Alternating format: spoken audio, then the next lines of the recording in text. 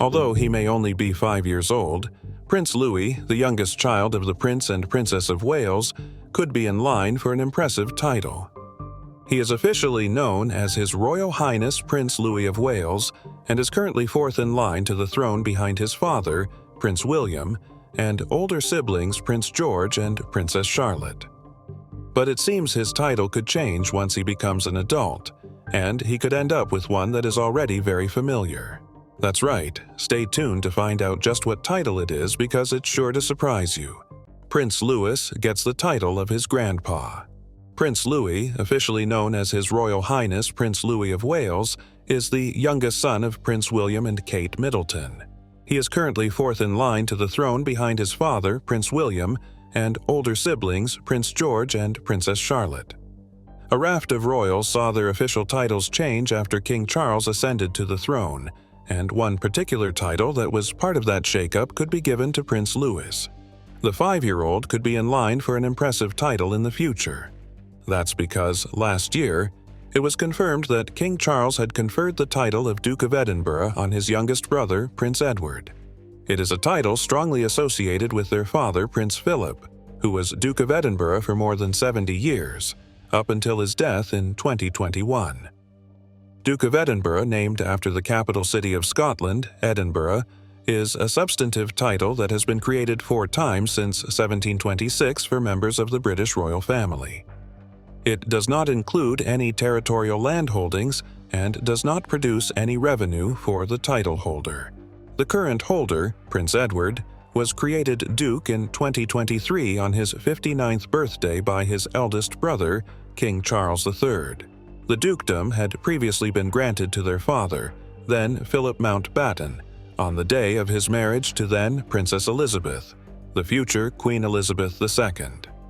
Upon Philip's death, the title was inherited by Charles and held by him until Elizabeth died and Charles became king, at which time the title reverted to the crown. Sophie, the former Countess of Wessex, became the Duchess of Edinburgh, and their 16-year-old son James, Viscount Severn, became the new Earl of Wessex. However, there was a small catch with Edward's new Edinburgh title. It will only last for his lifetime and will not be hereditary. When Edward dies, the title of Duke of Edinburgh will revert to the crown rather than be passed to his son James. This, according to a new report, paves the way for one of the Prince and Princess of Wales's children to potentially be given the title in the future, with Louis the most likely candidate. Kate and William's eldest son, Prince George, is set to be a future king, while it is likely Princess Charlotte will one day be made Princess Royal. The couple's youngest, Louis, could be made Duke of Edinburgh or another of Charles or his father William's choosing if he is king at that point. Prince Louis almost didn't have a title. Everyone's favorite mischievous royal offspring, Prince Louis, almost didn't get the honor of being an HRH. That's His Royal Highness to anyone unfamiliar with royal titles. However, his great-grandmother, Queen Elizabeth, stepped in to make changes to a royal rule linked to King George V that goes all the way back to 1917. According to the Mirror, the former monarch decreed that only those closest to the top of the line of succession would be granted HRH titles, which means the sovereign's children and grandchildren born through the male line. Elizabeth amended the rules to include Prince William and Princess Catherine's children, so they were all granted Prince and Princess titles, and, in turn, his and her Royal Highness honorifics. If she hadn't stepped in, Louis would have been Master Louis Cambridge or Master Louis Windsor. Prince William and Kate Middleton's 3 children, George, Louis, and Princess Charlotte, enjoy the title of Prince and Princess of the royal family. However, these titles for the children go against one of King George's rules. The rule made in 1917, as reported by the Mirror, stated that only those close to the top for succession shall be granted the royal titles. The rule dictated that only the current sovereign's children and grandchildren of the male heir would bear the titles of Prince and Princess. This rule did not apply to the great-grandchildren of the sovereign. However, the late Queen Elizabeth overturned this rule during her reign and extended the titles to her grandchildren as well. The same has been extended to all children of Prince of Wales. Otherwise, Prince Louis would have been Master Louis of Windsor or Master Louis of Cambridge. Of course, the changes were highlighted when Meghan Markle and Prince Harry sat down to speak with Oprah Winfrey in 2021. During their conversation, Markle explained that Elizabeth's royal rule changes didn't apply to Archie and that in addition to not getting an HRH title, he wouldn't be getting the security envoy that comes along with it. They were saying they didn't want him to be a prince or princess, which would be different from protocol, and that he wasn't going to receive security. This went on for the last few months of our pregnancy where I was going, hold on for a second. They said he's not going to get security because he's not going to be a prince, Meghan said. Okay, well, he needs to be safe, so we're not saying don't make him a prince or princess, but if you're saying the title is what's going to affect that protection, we haven't created this monster machine around us in terms of clickbait and tabloid fodder, you've allowed that to happen, which means our son needs to be safe. When King Charles ascended to the throne, Meghan and Harry's kids got official titles. They're 6th and 7th in line to the throne respectively, and before the official change they were listed as Master Archie Mountbatten Windsor and Miss Lilibet Mountbatten Windsor on the royal family's official website. The children's titles have been a birthright since their grandfather became monarch, a statement from Harry and Meghan read at the time. This matter has been settled for some time in alignment with Buckingham Palace. The antics of Prince Louis. Kate Middleton is crossing her fingers for the best royal etiquette from her youngest child. Ahead of King Charles III's coronation on May 6, the Princess of Wales shared whether or not her and Prince William's son, Prince Louis, 5, will be on his best behavior for the big day. "I hope so," Kate said with a laugh in a TikTok posted on May 4. You never quite know with kids. After all, it was nearly a year ago when Louis, who is brother to Prince George, 9, and Princess Charlotte, 8, stole the show with his cheeky antics during his late great-grandmother Queen Elizabeth II's Platinum Jubilee 4-day celebration. During a June 2nd photo, OPP, at Buckingham Palace's iconic balcony, Louis, who was then 4 years old, made grumpy faces at the camera and dramatically covered his ears amid the Royal Air Force flypast. A few days later, at the Platinum Jubilee pageant, Louis was captured sticking his tongue out at Kate and putting his hand over his mom's mouth to shush her while they had a conversation. Prince William and Kate have often spoken about encouraging their 3 children in a range of activities, from rugby to horse riding to ballet.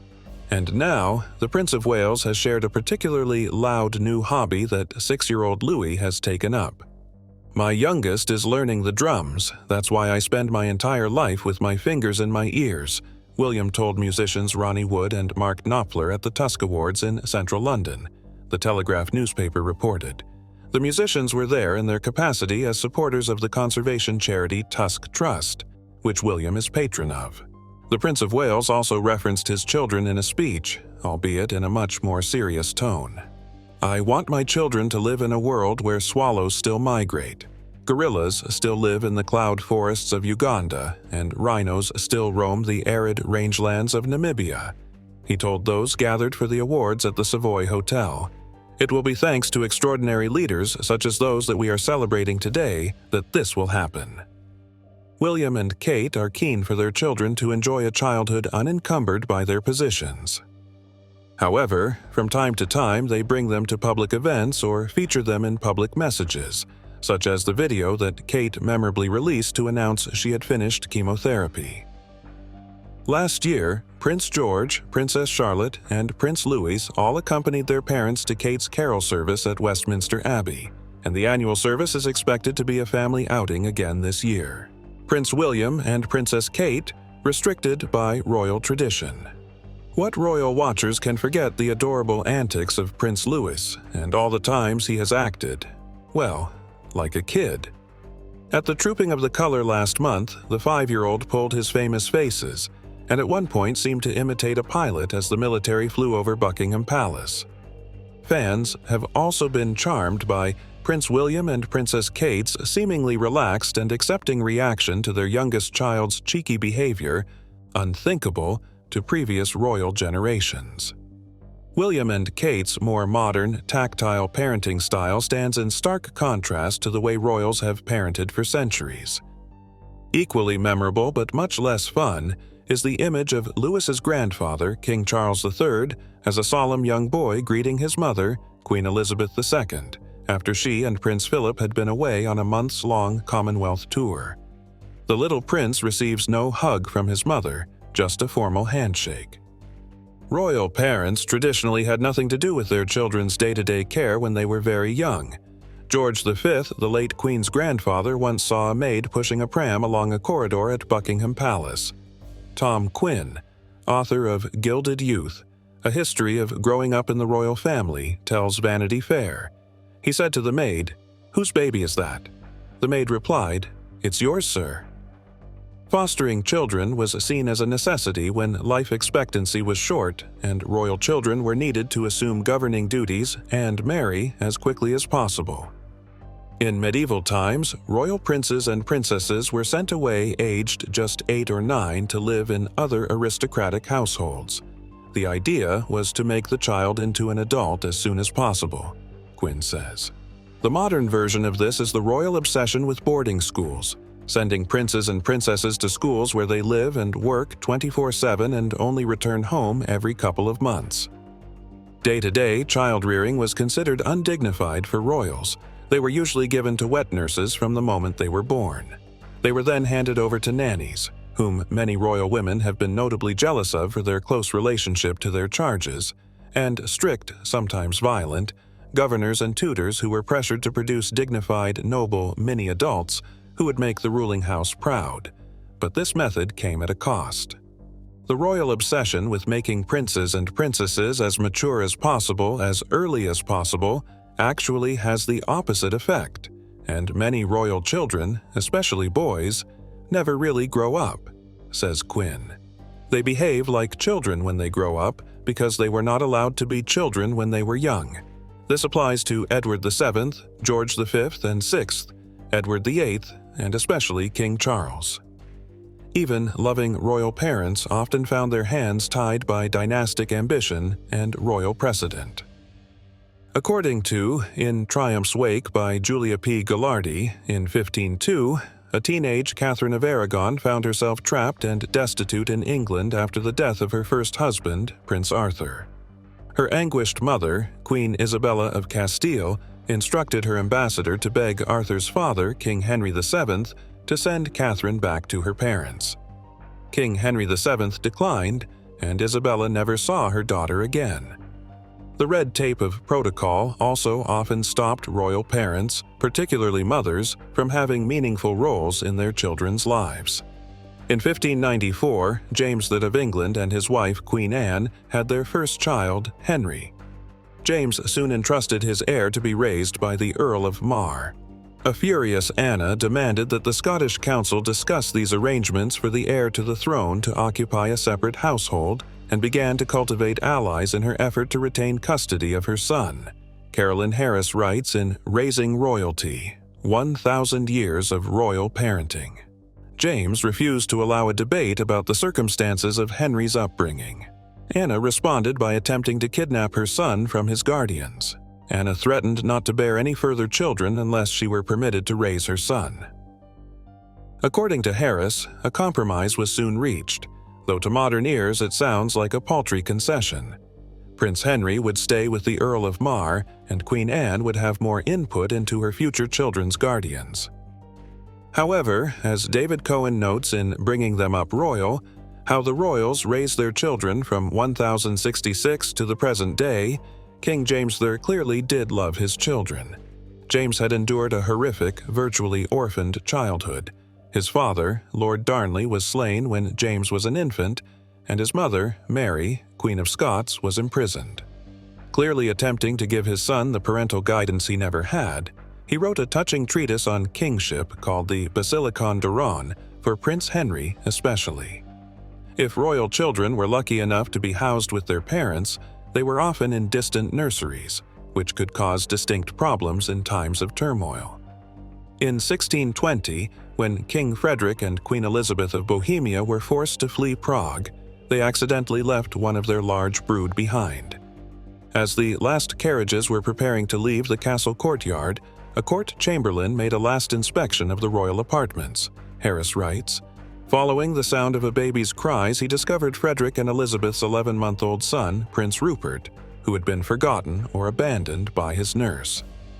As Quinn notes, royal parenting styles often lag generations behind that of their subjects, but there have been exceptions. In the late 18th century, Marie Antoinette of France embraced Enlightenment principles and was determined that her children would be her friends, allowed to have childhoods and develop individual personalities, unencumbered by their predestined roles. "He has no idea of his station in his head, and I strongly desire that this continue," she wrote of her eldest son, Prince Louis Joseph. "Our children learn soon enough what they are." Times were changing, and the advent of modern media meant royal families were being watched like never before. As the world rapidly changed, some royal parents attempted to shield their precious children from political machinations and press intrusion. Perhaps the most hands-on, coddling royal parents of the early 20th century were the doomed Tsar Nicholas II of Russia and his wife Alexandra. "The greatest treasure that parents can leave their children is a happy childhood," Tsarina Alexandra wrote, per Harris, "with tender memories of father and mother. It will lighten the forthcoming days. It will preserve them from temptation, and it will help them face the harsh realities of life after they leave the parental roof." Queen Elizabeth II would receive much the same upbringing with loving parents and attentive nannies, but little contact with the outside world, and long separations from her parents. Her mother, Elizabeth, detailed the anguish many royal parents must have felt when leaving her children for a Commonwealth tour. "Feel very miserable at leaving the baby," she wrote. "Went up and played with her, and she was so sweet. Luckily, she doesn't realize anything. I drank some champagne and tried not to weep." Queen Elizabeth and Prince Philip continued this tradition, although reportedly with less warmth. Elizabeth inherited the idea that the young Charles and Anne must be looked after by nannies and governesses. They had nothing to do with Charles's and Anne's daily routine when they were babies, Quinn writes. All the work was done by paid staff, and Elizabeth and Philip saw their children just once each day for a very formal meeting. One member of staff told me that Queen Elizabeth would no more visit the nursery than fly. Instead, we took the children to see her each day. So, imagine the royal family's shock when Princess Diana decided to shake things up. Like Marie Antoinette, she believed in enlightened parenting and despised the cold, removed relationship she and other aristocratic and royal parents had with their kids. "If only my parents hadn't had enough money to do stupid things like employing endless nannies," she told a friend, per Quinn. "They might have done something for us themselves. Stupid people are bad enough, but rich stupid people are the absolute worst."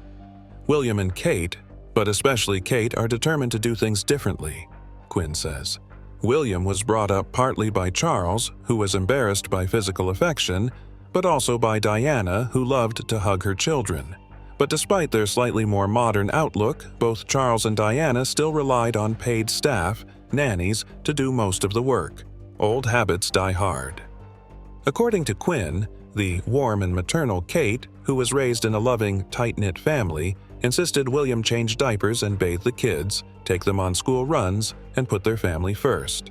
The family's recent move to Windsor is designed to ensure that even if the boys go to boarding school at Eton, which is near Windsor, their parents will be close enough to see them regularly, he explains. Do you think Prince Louis will be a good duke? What did you think about Prince William and Princess Kate's hands-on parenting? Let us know your thoughts in the comments down below. We'll see you in the next one.